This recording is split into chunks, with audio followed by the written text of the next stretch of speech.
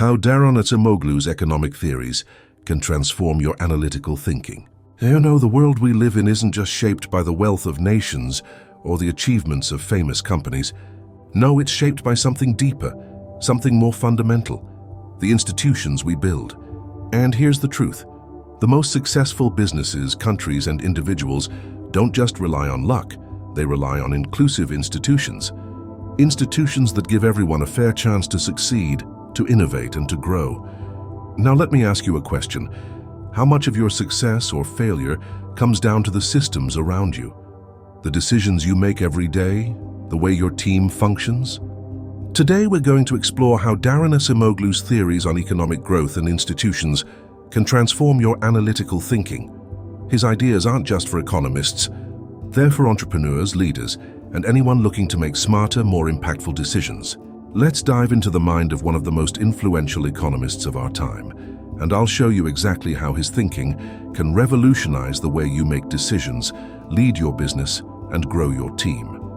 If you're ready to unlock the power of analytical thinking and institutional insight, hit that like button right now and subscribe so you don't miss any future videos that'll help you grow your business smarter and faster.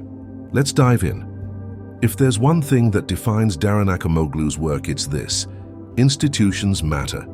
And when I say institutions, I mean the rules, norms, and systems that structure society. How we do business, how we make decisions, and how we organize ourselves. Acemoglu's work shows us that inclusive institutions lead to success, while extractive institutions, those that concentrate power and wealth, lead to stagnation, inequality, and failure. So what does this mean for you, the entrepreneur or the business leader? Well, think about it. If your company's environment encourages collaboration, transparency, and the free flow of ideas, then you're building an inclusive institution. And that's exactly what leads to higher innovation, productivity, and long-term success. On the flip side, extractive institutions, whether it's a company, a government, or even a family dynamic, concentrate power and limit access to opportunities. Think about environments where only a few people get to make the decisions, or where innovation is stifled because no one feels empowered to speak up.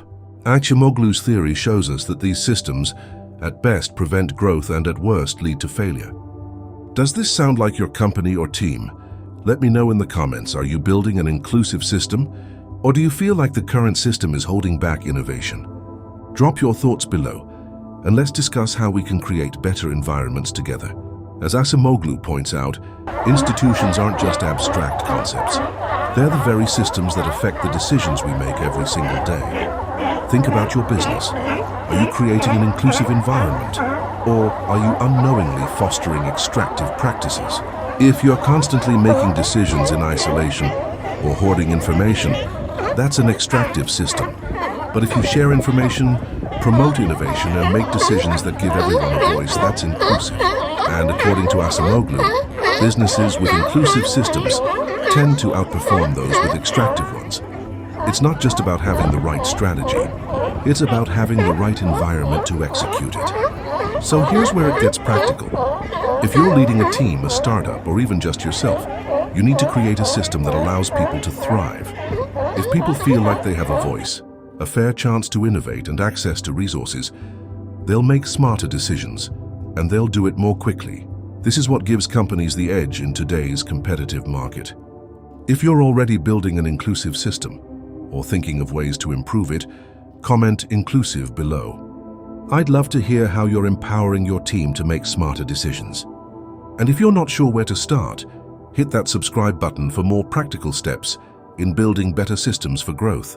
Now let's talk about the real-world application of Acemoglu's theories. You might be thinking, okay, but how do I actually apply these theories to my business? The answer is simple yet profound. You need to think about your decision-making system. Acemoglu argues that the effectiveness of any decision-making process depends on how inclusive it is. The more inclusive and transparent your process, the better the decisions you'll make. That means you need to ensure everyone in your company, whether it's an employee, a partner, or a customer, has the ability to influence outcomes. Take Airbnb as an example. They built an inclusive platform that allows both hosts and guests to have a voice in the process.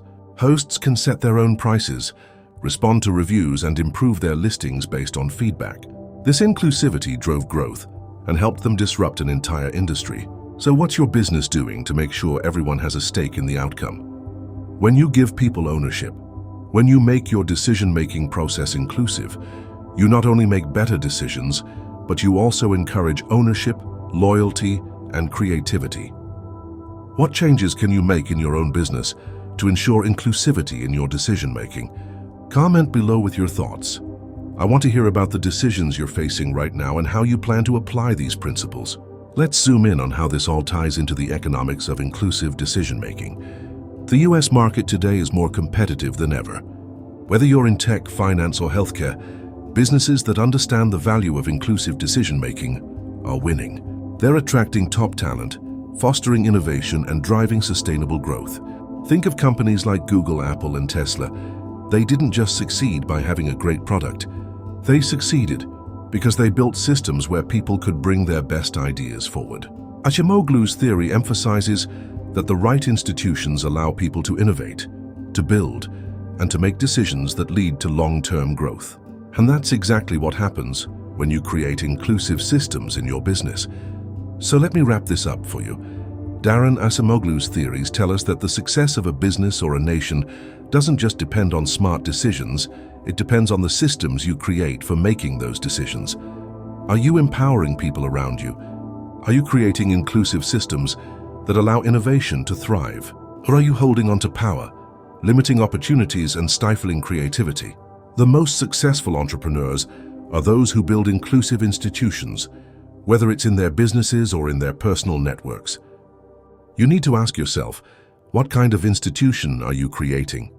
If you found this video valuable, don't forget to like and subscribe. Share it with your friends and colleagues who could benefit from creating a more inclusive environment in their business. Drop your comments below and tell me how you are building inclusive systems. I'd love to help you think through any challenges you're facing right now. Thanks for watching, and remember, the right institutions lead to the right decisions. Keep thinking analytically, keep building, and keep growing.